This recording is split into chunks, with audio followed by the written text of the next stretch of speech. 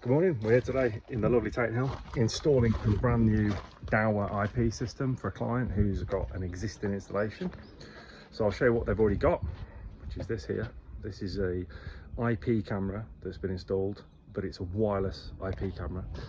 So I don't get this, because if you're running a cable, which this in previous installer has done, as you'll see all the way down the wall to a junction box, they've left the connection half exposed, and then they've ran this to an IP camera with a wireless connection to the NVR, so that can be intercepted.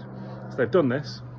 What we're doing is completely different. We're doing a full IP system straight out the soffit board, as you'll see there, with internal grade Cat6 low smoke cable, and then we're going to install a brand new Dahua TioC Pro camera. So we'll show you how it goes later on.